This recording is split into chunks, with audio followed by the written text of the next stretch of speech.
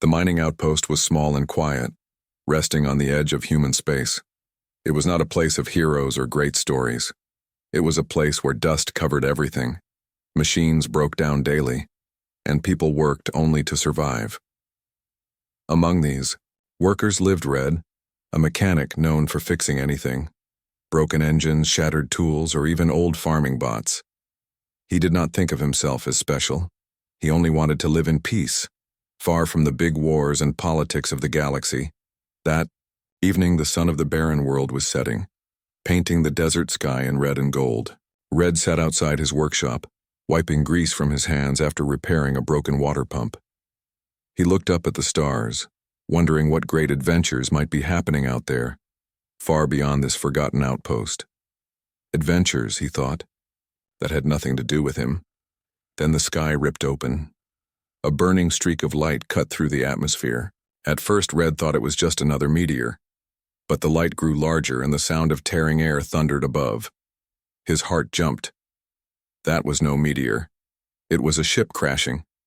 The vessel roared overhead and slammed into the desert just beyond the ridge. Dust and fire rose into the sky. The ground trembled under Red's boots. Without thinking, he grabbed his toolkit and ran. Most colonists would have hidden, but Red's instinct was always to fix broken things, and that ship was broken. When he reached the crash site, the wreckage still burned hot. Metal groaned and hissed as it cooled. Among the twisted hull, he spotted movement. Someone was alive. Through smoke and sparks, a figure struggled to rise. It was a woman, or at least shaped like one, covered in strange armor. The suit was sleek yet battle-scarred, glowing faintly with fading power. She collapsed again, coughing weakly. Red rushed forward and knelt beside her. "Hey, don't move," he said, his voice steady though his hands shook. "You're hurt. Let me help." The armored figure tried to speak, but her helmet's translator crackled with static. Her breathing was shallow, and the armor sparked at the joints. It was not just damaged, it was failing, trapping her inside. Red examined it quickly. The systems were advanced, far beyond human military tech. Yet he could see the problems. Overheated circuits, cracked plating, jammed seals. The suit was choking its own wearer. If he didn't act fast, she would die. "I don't know who you are," Red muttered, pulling tools from his bag. "But hold on, I'll get this working." He worked fast, sweat dripping down his face as sparks flew. He pried open panels, cut out burnt wires, and patched circuits with whatever scraps he had. The armor fought him at first, systems locking against his touch. But he whispered calmly to the machine like he did with all broken things. "Easy, easy. Let's not fight. I'm trying to help." Minutes passed. Finally, the armor gave a low hum, then released a hiss of pressure. The seals loosened. The figure gasped deeply, her first real breath of relief. Slowly she sat up, the glow of her armor strengthening. She looked at Red through the cracked visor. Her eyes, sharp and bright, studied him as though he was more than a stranger. "You fixed it?" Her voice came clear now, soft but carrying weight. "You saved me." Red gave a nervous laugh, brushing dust from his hands. "Well, I fix things. That's what I do. Guess today that included you." For a moment, silence hung between them. The wind carried the smell of smoke, and the burning wreckage lit their faces. The woman placed a hand over her chest where the armor plates had been restored. She bowed her head slightly. "Thank you," she said, with a tone so sincere it almost startled him. Red shrugged. "Don't mention it. Anyone would have helped." But the way she looked at him said otherwise. There was something strange, something heavy in her gaze. As if she was more than just a survivor. As if she carried secrets larger than the outpost, larger than Red himself. Before he could ask who she was, distant engines rumbled in the sky. He turned his head sharply. More ships were approaching, their lights cutting through the night. The woman's expression hardened. "They've found me," she whispered. "Who?" Red asked, standing to look at the sky. Her answer was drowned by the roar of the ships overhead. Dark silhouettes passed across the stars, moving like predators. The outpost alarm began to wail in the distance, warning of incoming danger. The woman rose to her feet now, standing tall and strong, her repaired armor glowing brighter with energy. She looked transformed, no longer broken, no longer weak. She placed a firm hand on Red's shoulder. "You gave me back my strength," she said. "For that, I owe you." Red blinked in confusion. He had only done what he always did: fix broken things. But in that moment he realized this was no ordinary traveler. She was someone important, someone who carried battles and wars in her shadow. The ships above circled lower. Dust whipped around them. Red felt his heart pounding. He had no idea what he had gotten himself into, and as the woman stepped forward, armor shining against the flames of her wrecked ship, Red knew one thing for certain: his quiet life at the edge of human space was over. The night sky above the eye, mining outpost filled with the roar of engines. Red stood frozen, his heart racing as several sleek alien ships descended through the clouds. Their hulls shimmered with strange symbols, glowing in colors he had never seen on human vessels. The armored woman beside him did not flinch. Her eyes narrowed as if she knew exactly who was coming. Her posture shifted, tall and commanding, her hand resting lightly on the glowing panel at her wrist. "Stay close to me," she told Red, her voice steady. Red glanced at her in disbelief. "Stay close?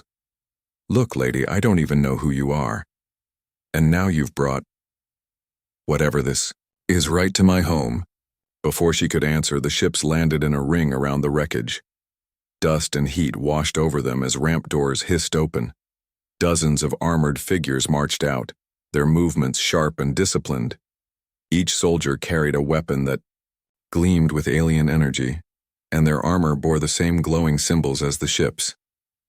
Red's first thought was simple: "We're dead." The soldiers spread out, surrounding the crash site, their weapons aimed, humming with power. Red raised his hands instinctively, panic tightening in his chest. But then something strange happened. The soldiers did not fire. Instead, their helmets turned toward the woman in the glowing armor. A low murmur passed through their ranks as if they were seeing something impossible. Then, without warning, every soldier dropped to one knee. The sight struck Red like a hammer. Dust swirled around the kneeling army as they bowed their heads. 100 voices spoke as one, deep and powerful, echoing into the night. "High Sovereign." Red blinked, his mouth dry. He looked from the soldiers to the woman beside him, then back again. "Wait. What? High what now?" The woman, no longer just a survivor, stepped forward. The glow of her repaired armor reflected in the soldiers' helmets. She raised her chin slightly, her presence heavy with authority.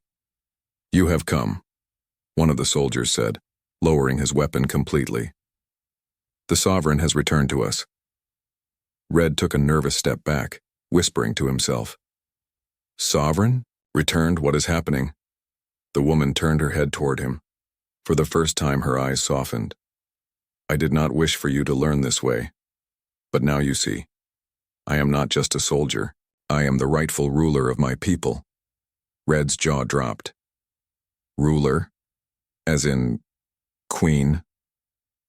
"Higher than that," she replied quietly. "I am the High Sovereign, betrayed, hunted, left for dead. And you—" She looked at him with strange intensity. "You gave me back my strength." Red almost laughed at the absurdity. Him, a simple mechanic fixing water pumps and broken tractors, now standing next to some galactic leader who had just been worshipped by an army. He shook his head quickly. No, this doesn't make sense. I'm just Red. Just a guy with tools. I didn't save a ruler. I fixed a broken suit." But the soldiers clearly did not agree. Several of them approached, removing their helmets. Their faces, alien but noble, carried awe as they looked at Red. One spoke in halting human language. "You repaired the Sovereign's holy armor. Without you, she would have fallen. You are chosen." Red stumbled back, raising his hands. "Chosen? No, wrong guy. You've got the wrong guy." But the woman placed her hand on his arm. Her touch was firm, grounding him even as his mind spun in panic. "You may see yourself as ordinary, she said softly. But to my people, you are more. You will understand soon. Before Red could argue, the sound of more engines filled the air. This time it was different. Louder, harsher. Red streaks cut across the horizon. Enemy ships. The kneeling soldiers snapped to their feet instantly, weapons raised toward the sky. The Sovereign's voice rang out like a command that could not be ignored. Defensive formation! Protect the colony! The soldiers moved with perfect precision, forming lines around the outpost. Red's stomach twisted as he realized the battle was coming straight to them. Explosions lit the night as hostile ships opened fire. Energy blasts slammed into the sand, throwing up walls of flame and dust. The outpost alarms screamed louder, and colonists rushed for cover, crying out in fear. Red ducked as a blast scorched the ground nearby. His instincts screamed at him to hide. But then he saw the Sovereign stride forward, armor glowing like fire against the darkness. She raised her arm and a shield of light erupted, blocking a barrage of enemy fire. The soldiers roared in unison and charged. Alien steel clashed under the stars and the night became chaos. Red's heart pounded tighter. He had no weapon, no training. The cell where Elias Ward was kept was not like a human prison. It was alive. The walls pulsed with faint green light like veins carrying energy. The air was warm and filled with a sweet smell. The floor was smooth crystal, cold against his boots. Strange humming sounds echoed through the hive, as if the whole place breathed around him. Elias sat against the wall, tired but calm. He knew he was watched. In the corner, 2 insectoid guards stood still as statues, their crystal spears glowing faintly. Their eyes never blinked. He had been in worse situations before. As a space explorer, danger was part of the job. But this was different. He was not in a war zone or on a mission. He was a guest and a prisoner at the same time, held by a queen who had the power to end him with one command.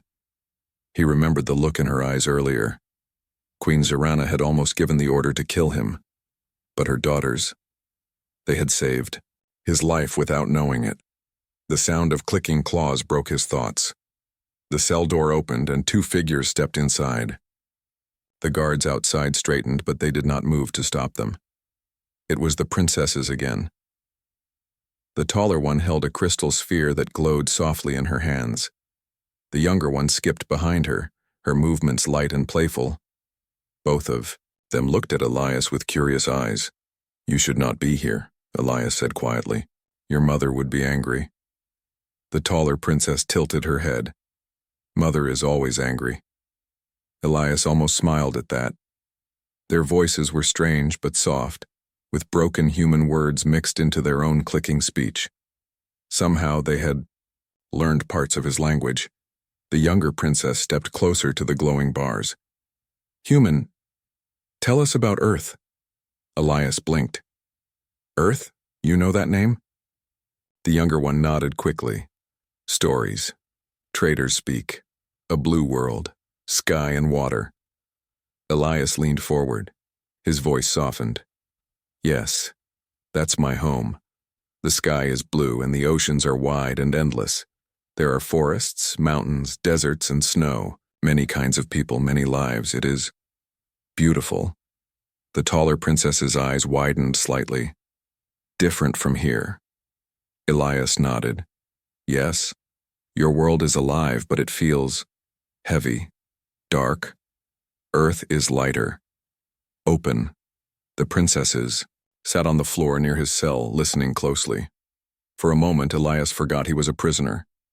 He spoke of Earth's sunrises, of children playing in green fields, of stars that humans sailed toward with hope.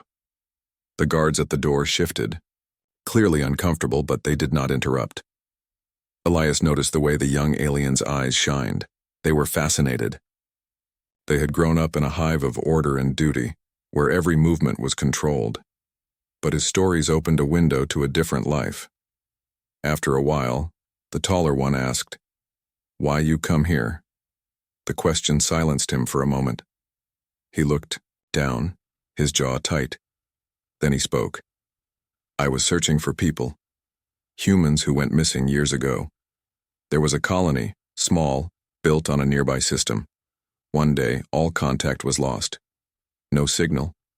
No answers. I came to find them. My ship crashed. Now I'm here. The princesses glanced at each other. Humans came before. The taller one whispered. Mother fought them. She says they brought fire. Elias nodded slowly.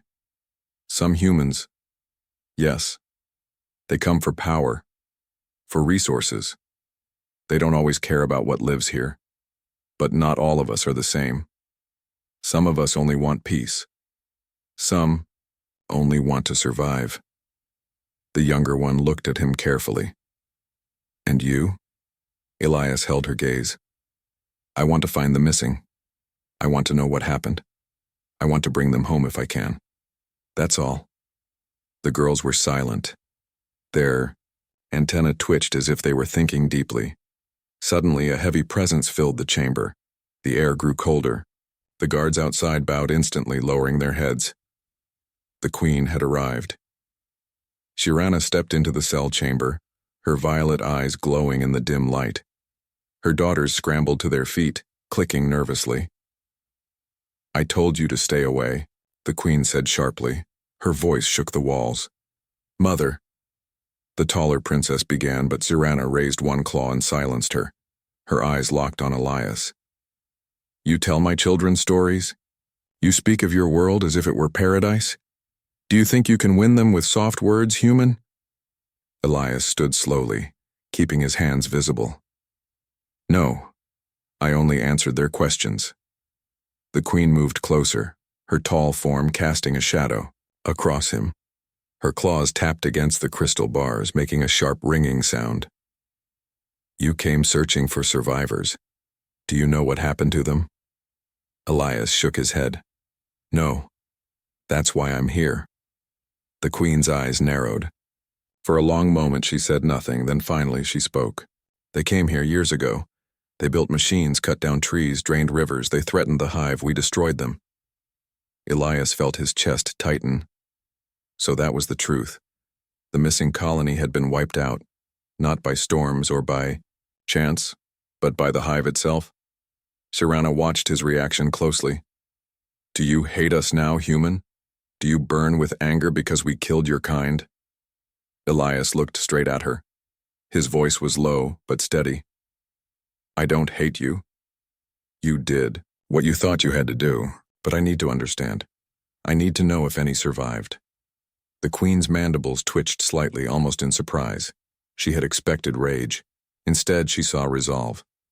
You are strange, she said softly. Then her voice hardened again. But do not mistake my curiosity for mercy. You live only because my daughters stay their fear. If you betray us, your blood will mark these walls. Elias nodded once. I understand. The queen turned to leave, her daughters following reluctantly.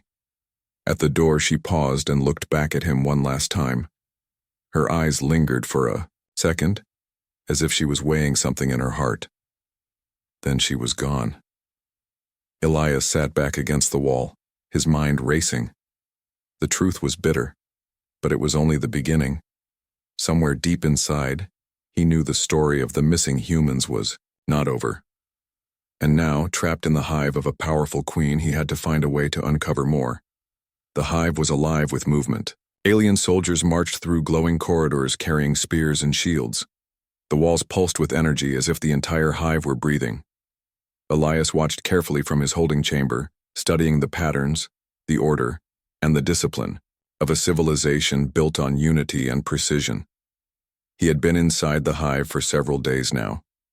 Queen Shirana allowed him minimal freedom, but enough to observe, learn, and prepare for whatever came next. The princesses visited him quietly, asking questions about Earth, human life, and the stars. Their curiosity was endless, and Elias found himself teaching them what he could about survival, strategy, and courage. But peace was fragile. It began with a distant rumble. At first, Elias thought it was the hive itself shifting, but the sound grew louder, harsher. Guards ran past his chamber, their voices urgent, clicking and hissing commands. The princesses clung to his side, their small bodies tense with fear. Then the news arrived. A rival alien species had appeared at the edge of the jungle. Predatory reptilians, far larger and stronger than even the hive's soldiers, were advancing toward the heart of the colony. Their scales glinted in the sunlight, and their claws tore through the jungle, destroying everything in their path. Queen Zirana called her council immediately. Elias was brought forward, not as a prisoner, but as an advisor, though he did not expect to be treated that way. The queen's guard surrounded him, but her eyes, sharp and calculating, studied him like a weapon she might trust or fear. "Human," she said, her voice low. "You have watched the hive and observed its patterns. Do you understand how we defend ourselves?" Elias nodded slowly. "I understand structure, discipline, and tactics. I can suggest ways to strengthen your defenses, ways to anticipate the enemy's movement." The queen's mandibles clicked sharply. "Do you expect us to trust your advice?" "I don't expect trust," Elias said calmly. "I expect survival. If your hive falls, all of you die. That includes your daughters." Zirana's eyes softened for a moment, a flicker of motherly concern. She gestured for him to speak. Elias outlined a plan. Using human strategies he had learned on other battlefields, he suggested creating choke points in the jungle, where the reptilians would be forced to funnel through narrow paths. Traps could be placed to slow them down. Ambush squads could hit the enemy from above while others defended the hive directly. The queen listened intently, her claws tapping a quiet rhythm against the stone floor. Her generals, insectoid soldiers with years of experience, whispered among themselves, debating the merit of his suggestions. Finally, Zirana nodded. "We will try your plan, human, but know this: if your ideas fail, you die with us." Elias simply nodded. He had no fear. The hive might be alien, but survival was universal. The battle began at dawn. Elias moved with the queen's elite forces, guiding them through the jungle. His human instincts told him where to place obstacles, how to divide squads, and where the enemy would strike hardest. The first wave of reptilians charged, roaring and snapping with lethal precision. Spears and claws clashed. The hive soldiers fought with perfect coordination, their movements fluid and deadly. Elias ducked under a swipe of a massive reptilian claw, rolling to a low position. From there, he signaled the soldiers to flank. The enemy was caught in a narrow canyon, unable to use their full strength. Traps he had suggested, pits hidden beneath glowing moss, swallowed several of the largest attackers. Despite the success, the battle was not easy. The reptilians were relentless. One massive predator broke through the front lines, barreling toward a clue. The jungle had grown quiet after the first wave of the battle. Smoke and dust hung in the air, and the scorched ground was littered with broken branches, fallen leaves, and the occasional reptilian carcass. Elias walked carefully, checking the defensive lines, making sure the wounded soldiers were safe, and that the traps he had helped set remained effective. The princesses ran beside him, their small forms moving lightly across the uneven ground. Their faces were still bright with excitement from the battle, and their laughter reminded him that even in the midst of war, life carried moments of joy.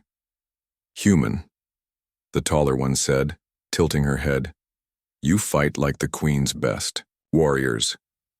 Elias smiled faintly. "I have fought in many battles, yes, but I have also learned that strength alone is not enough. You need strategy, patience, and care for those around you." The younger princess nodded. "You care for us, like our mother." Elias's chest tightened. "I only care for life. That includes yours." The queen watched from a distance. She had positioned herself near the heart of the hive, overseeing the defense while maintaining control of her soldiers. Her eyes followed Elias closely as he moved among her warriors, guiding them, encouraging them, and sometimes stepping in to save one from danger. It was during one of these moments that he truly earned her respect. A massive reptilian predator had broken through the southern flank, its sharp claws cutting down soldiers in seconds. It moved toward a group of young recruits who had never seen combat before. Without hesitation, Elias sprinted forward, dodging its claws and grabbing a fallen shield. He managed to push it just enough to distract the creature while the hive soldiers regrouped. One of the younger princesses gasped, clutching the arm of the other. The predator roared in anger and lunged at him. Elias sidestepped, using the shield to block its claw for a brief moment, giving the soldiers enough time to strike at its exposed flank. The creature fell with a loud thud, defeated. The queen's mandibles clicked sharply. No human had ever moved so fearlessly in the midst of her warriors. Her daughters cheered quietly, clinging to each other as they watched Elias walk past the fallen predator without pause. By nightfall, the battle had slowed, but the hive was still surrounded. The reptilians had not retreated entirely. They regrouped, preparing for another assault at dawn. Elias took this opportunity to speak with the queen privately, escorted by her most trusted guards. "You have done well," Sirana said, her voice low and deliberate. "Not many survive their first battle against the reptilians, let alone lead my soldiers to victory." Elias bowed slightly. "I only did what was necessary. Your soldiers are strong. The hive is organized. I only helped them see the enemy, in a way they could anticipate." The queen's eyes studied him carefully. "You have risked your life multiple times to save my soldiers. You saved many of them and my daughters as well." "Why?" "Because," Elias said, meeting her gaze, "life is worth protecting, whether human, alien, or child. That is all that matters." There was silence for a moment. The queen did not respond. Her mind was a whirlwind of thoughts. This human, so different from the ones she had known, had proven something she had never expected. Courage that was not driven by conquest, loyalty that was not demanded, and compassion that was rare in war. "You trust him," she said finally, almost to herself as her gaze shifted toward the princesses playing quietly nearby. "I trust no one fully," Sirana added, her mandibles clicking. "But I see what he has done. I see that he is not the enemy, not completely." The night passed with only minor skirmishes at the edges of the jungle. Elias helped organize patrols, reinforced weak points, and even trained a small group of young soldiers to recognize traps and ambush strategies. The princesses sat beside him whenever possible, absorbing his knowledge, asking endless questions about Earth, its people, and the stars. By morning, the situation had changed. The reptilians launched a larger assault, determined to destroy the Yao hive once and for all. Elias moved quickly through the lines, directing soldiers, setting up new traps, and ensuring that every choke point was ready. The battle was brutal. Reptilians clawed and snapped with unmatched ferocity, but the hive soldiers fought with precision, guided by Elias's strategies. When a massive predator broke through the center, Elias leaped forward, taking a risky position to draw it away from the soldiers and princesses. His movements were quick, his mind sharp. Every decision was calculated, and every action saved lives. The queen watched closely, her respect growing with each passing moment. The human's courage was undeniable. He was not just surviving, he was leading, protecting, and inspiring. By the end of the day, the reptilians had been pushed back. The jungle was scarred, the air heavy with smoke, and many soldiers had been injured, but the hive remained intact. Elias stood in the center of the battlefield, exhausted but steady. Around him, the soldiers cheered quietly, their trust in him clear. The princesses ran forward, their small forms full of joy, hugging him tightly. Sirana approached slowly. Her mandibles clicked as she spoke. "You have done more than I expected. Not only did you fight human, but you earned the trust of my hive and my daughters. That is no small feat." Elias bowed slightly. "I only did what I had to. You fought alongside your people and they followed you. I only guided them to survive." The queen studied him for a long moment. Then finally she spoke. "Perhaps humans are not only intruders. Perhaps there is more to your kind than I have known." Elias nodded. "There is always more to learn. Every species, every world. That is why I survive. Not to conquer, but to understand. For the first time, the queen allowed herself to smile faintly, a rare expression for the ruler of a powerful hive. Very well, human. You may continue to live and fight alongside us. But know this, your place is earned, not given. Betray us, and there will be no mercy. I understand, Elias said simply, and in that moment a bond was forged, not just between human and alien, but between two species that had once known only fear and mistrust. As night fell, the jungle was quiet once more. Elias sat beside the princesses, teaching them simple human songs and stories. The queen watched from a distance, a mix of pride and caution in her gaze. The battle had been won, but more challenges would come. Yet for the first time, she believed that with the human by their side, her hive might not only survive, they might thrive. The jungle lay quiet under the pale light of the twin moons. The battle had ended days ago, but its scars remained. Trees were broken, the ground churned with footprints and claw marks, and the air smelled faintly of smoke and sap. Yet the hive itself stood strong. The soldiers moved in perfect order, and the queen's daughters laughed quietly, exploring the jungle under careful watch. Elias Ward walked beside the queen's throne chamber, escorted as an honored guest rather than a prisoner. His journey from outsider to trusted ally had been unexpected even for him. The battles, the strategies, and the protection of the princesses had earned him something rare, the respect of a species that had once considered humans only a threat. Queen Sirana waited inside, her form imposing as ever, yet somehow less threatening, now. Her violet eyes followed him as he approached, calm and deliberate. The glow of her throne reflected off her polished exoskeleton, and the air was alive with quiet hums from the hive. You have survived, she said simply, her voice measured. You have fought beside my soldiers, guided them, and protected my daughters. Elias bowed slightly. I did what I could. Your hive is strong, and your soldiers are brave. I only helped them see what was coming and how to survive. The queen studied him closely, her mandibles clicking thoughtfully. Humans are unpredictable. I have seen this with my own eyes. Most would have fled, panicked, or caused chaos. You. She paused, almost as if weighing her words carefully.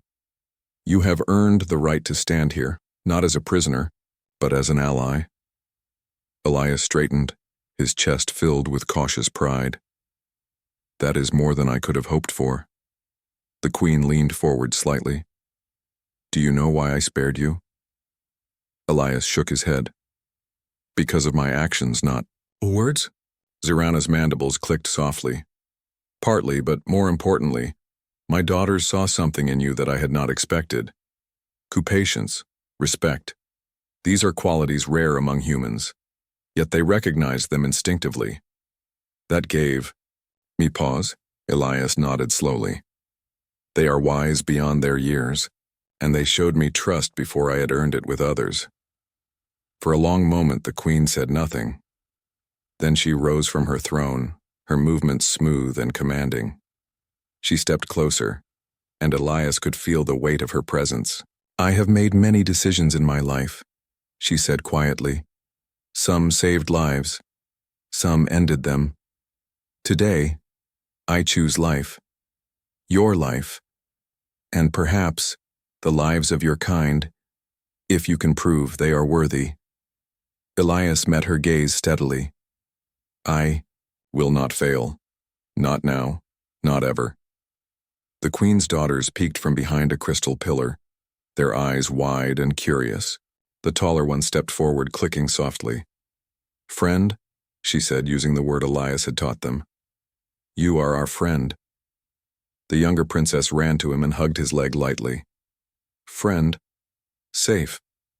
Elias knelt down to their level, smiling gently. Yes, safe. For now. The queen watched the interaction quietly, a rare softness in her expression. Her daughter's laughter echoed through the chamber, a sound she had not realized she missed amidst her duties and wars. For